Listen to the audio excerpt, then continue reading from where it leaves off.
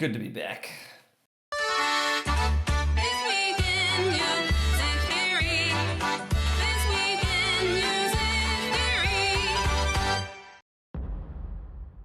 Season 2.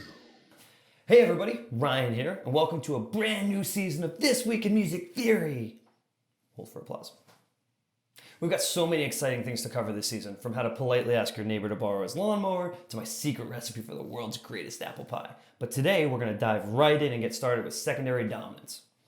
What are secondary dominants, you might ask?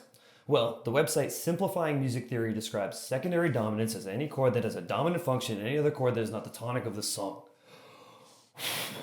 So, for example, if we're in the key of C, and we have any chord that's not G7, like D7, A flat 7, E flat 7, those are all secondary dominants.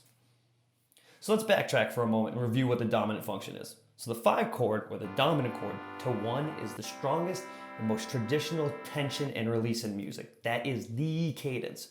We got some half steps, which we know we love because of the push and pull. We got some whole steps, some oblique motion, which is when the notes stay the same through changing chords. It's fantastic. So here we have the chromatic scale. Since we're in the key of C, all the larger bubbles are going to be the diatonic notes, and all the smaller ones are going to be the non-diatonic notes. Let's go ahead and build our G dominant 7. If you're having a little bit of trouble with all this lingo, there's a link up top that'll bring you to last season's episode where I discuss how to build a dominant chord. Right, so we take G, go up a major third and take B, go up a minor third and take D, and finally we go up one last minor third and complete our chord with F.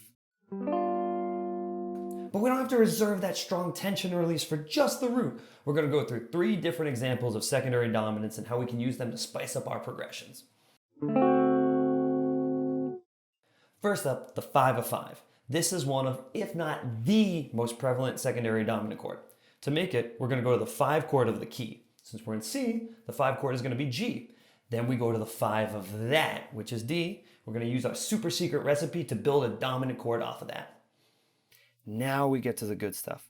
We start at D, go up a major third to F sharp. Yeah! Our first, but certainly not least, non-diatonic note. After that, we go up a minor third to A, and finally, one last minor third to C. See, what makes this chord so interesting is that we're supposed to have a D minor in the key of C, but we don't anymore. Now we got a D7, which is much spicier. Some examples of this chord are in Somebody to Love, Forget You, and 8 Days a Week. Now I've whipped up some musical examples, and with the help of my buddies John Bricker and Ben Noel, we're going to show you how these things are applied in real-time jams.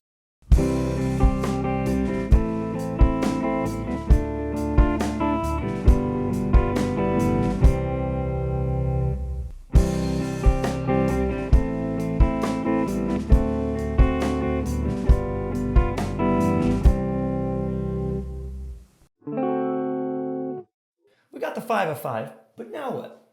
Can I interest you in the 5 of 6?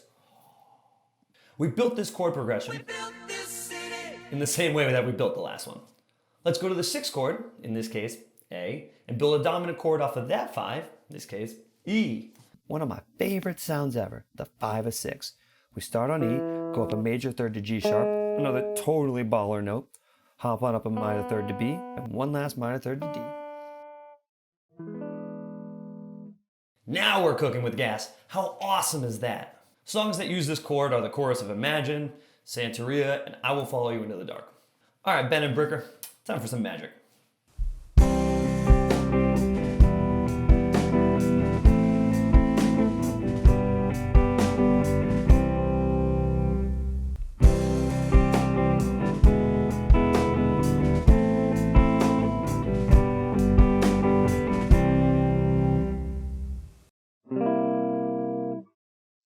Finally, we have the 5 of 4.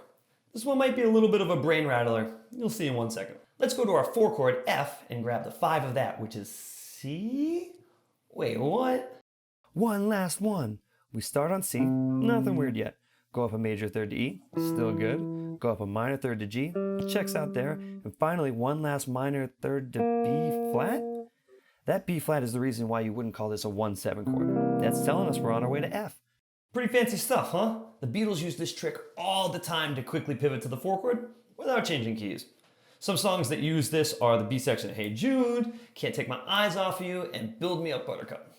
Now give it up for Ben and Bricker one more time.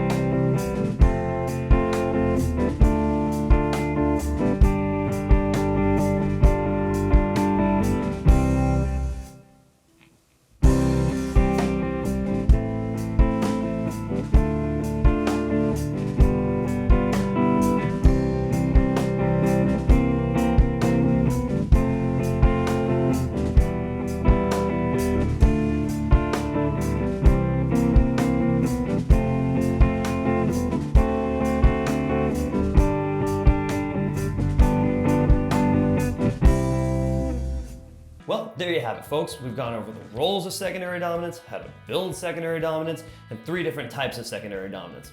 Now, how many times will I say secondary dominants? If you can go through the video and count and post correctly in the comments, you'll win 1 internet point. There are so many more than the 3 examples I gave today, and so many awesome combinations to explore. So definitely get at it, use them, you're gonna love it. Once again, this is Ryan from DoubleBarMusic.